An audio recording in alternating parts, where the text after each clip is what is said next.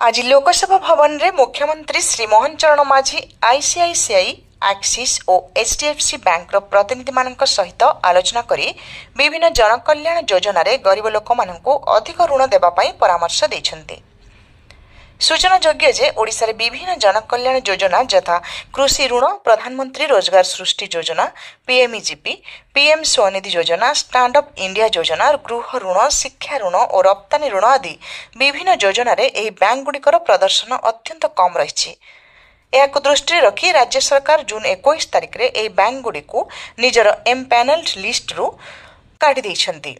बैठक में मुख्यमंत्री कहिथिले जे प्रधानमंत्री नरेंद्र मोदी नेतृत्व में केंद्र सरकार अनेक गरीब कल्याण योजना कार्यकारी करुछन्ति।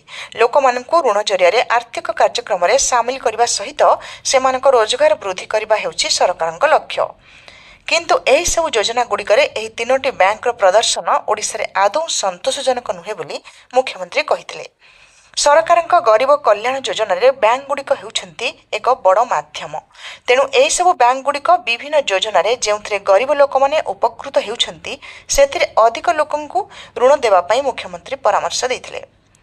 बैंक मानक प्रतिनिधि माने मुख्यमंत्री को परामर्श को ग्रहण करी कहिथिले जे सेमाने एही सब योजना रे लोकंकु ऋण देबा पई आग्रही अछन्ति एवं खूब शीघ्र एही प्रदर्शन रे उन्नति आसीबो बोली सेमाने मुख्यमंत्री को भरोसा दैथिले। एही बैठक में मुख्यमंत्री प्रमुख सचिव श्री शाश्वत मिश्र मुख्यमंत्री को बैंक मानक प्रदर्शन विषय में अवगत करथिले। बैठक में Axis Bank executive director Shri Monish Sarda, सरकारी business country head Shri Anil Agarwal, east regional head Shri Saurabh Dutta, HDFC Bank पक्षर country head Smita Bhagat, branch banking head east Shri Sandeep Kumar, regional head Shri Deepak Singh एवं आईसीआईसीआई बैंक पक्षर business head Shri Sumit Mehdra, Odisha city business head Shri Vinod L एवं रीजनल हेड श्री अमिय नायक प्रमुख जोग देथिले। समृद्ध ओडिशारू रजत महापात्रଙ୍କ रिपोर्ट।